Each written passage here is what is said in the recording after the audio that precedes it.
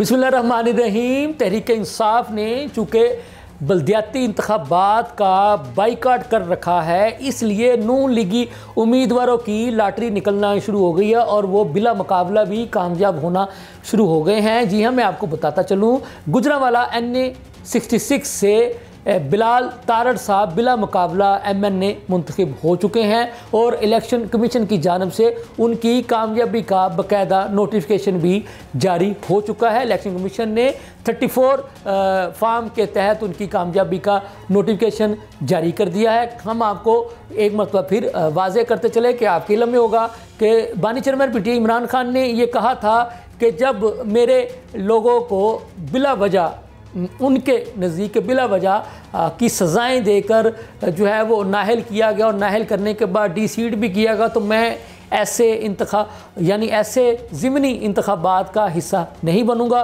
तो उन्होंने इसी तरह से फिर अपनी पार्टी के लोगों को हदायत भी जारी कर दी कि आपने कागजात नामजदगी ही जमा नहीं करवाने हैं। तो जिसके बाद जैसे मैंने आपको बताया कि नून लीग के लोगों की लॉटरी निकलना शुरू होगी। वो कैसे कि नून लीग और पीपल्स पार्टी का एक मुआहदा है, ये जो हालिया ये जो असम्बलियाँ जिसके तहत वजूद में आई हैं, वो मुआहदा क्या था? वो मुआहदा ये था कि जहाँ जहाँ से नून लीगी या जीता होगा या दूसरे नंबर पे आया होगा, तो वहाँ पर पीपल्स पार्टी अपना उम्मीदवार उस नशिस्त से खड़ा नहीं करेगी। तो चूँकि ये जो मैं आपको बता रहा हूँ, ये जो नशिस्त खाली हुई थी, ये तहरीक इंसाफ के चट्टा साहब जो हैं, उन्हें जो है वो मुख्तलिफ मुकदमात में सज़ाएँ हुई, तो वो नाहल हुए, तो उसकी वजह से वो नशिस्त खाली हुई। तो यहाँ से रनर अप थी नून लीग। तो फिर पीपल्स पार्टी ने उसी मुआहदे के तहत अपने किसी बंदे से कागजात नामजदगी जमा ही नहीं करवाए।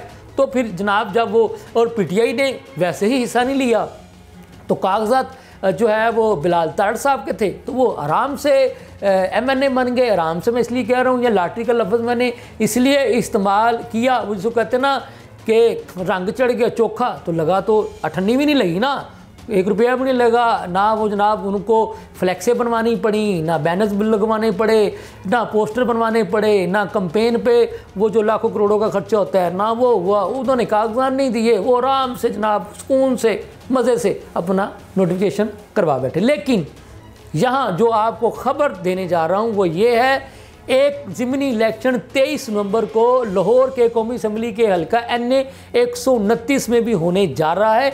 यहाँ पर ये नशिस्त पे आपको बताता चलूँ, तहरीक इंसाफ के MNA साबिक़ गवर्नर पंजाब मियाँ अज़हर मरहूम की वफ़ात की वजह से खाली हुई थी। चूँकि ये वफ़ात की वजह से नशिस्त खाली हुई थी, इसलिए इस नशिस्त से तहरीक इंसाफ ने मियाँ अज़हर मरहूम के करीबी अज़ीज़ जो है वो चौधरी अरसलान को MNA का टिकट जारी किया है। चूँकि वो तहरीक इंसाफ ने उनको टिकट जारी किया है और ये नशिस्त मियाँ अज़हर मरहूम की वफ़ात की वजह से खाली हुई थी, इसलिए यहाँ से तहरीक इंसाफ यहाँ पर होने वाले ज़िमनी इलेक्शन में हिस्सा ले रही है। और यहाँ पर नून लीग का उम्मीदवार हैं हाफ़िज़ मियाँ नुमान साहब। और यहाँ पर एक और भी आपको बताता चलूँ कि आज़ाद उम्मीदवार हैं बजाज खान नियाज़ी साहब। अब यहाँ पर दिलचस्प सूरत हाल क्या है?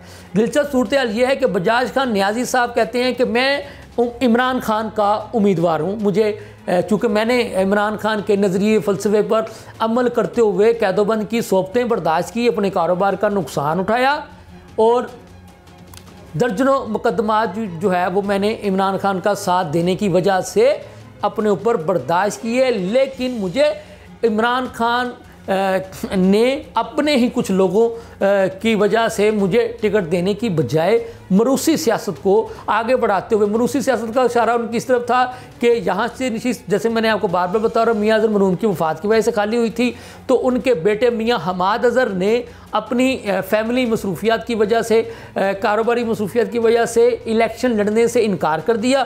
तो उन्होंने आगे अपने एक कज़न को जो है वो कर दिया कि जी मेरी बजाय तहरीक इंसाफ चौधरी अरसलान को टिकट जारी कर दे। लेकिन हम आपको ये बताते चले कि आपको पता है कि ये जो मौजूदा असम्बलियाँ जिन इंतखाबात के नतीजे में वजूद में आई हैं, तो उसके बाद तहरीक इंसाफ के पास ये इनका जो इंतखाबी निशान बैट जो है वो छिन चुका है। इनके उम्मीदवार भी आज़ाद हैसियत से इलेक्शन में हिस्सा लेकर के आए हैं। तो अब जो बाई इलेक्शन भी होता है जहाँ से हिस्सा ये ले भी, तो इनको वो इंतखाबी निशान बैट नहीं मिलता, यानी ये आज़ाद इंतखाबी निशान पर ही आते हैं। तो अब जो तहरीक-ए इंसाफ के जो उम्मीदवार हैं NA 129 में, ये वो हैं चौधरी अरसलान, और उनका इंतखाबी निशान है गीज़र।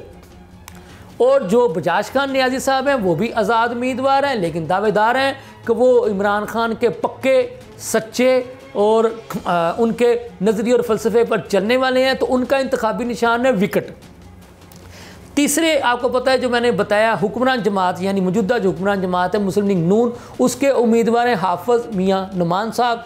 तो नून लीग का इंतखाबी निशान है शेर। और ये हल्का आपको पता है कि साल से नून लीग के बारे में आपको पता है कि ये तो कोई बात ढकी छुपी नहीं है कि लाहौर को मुस्लिम लीग नून का गढ़ कहा जाता है।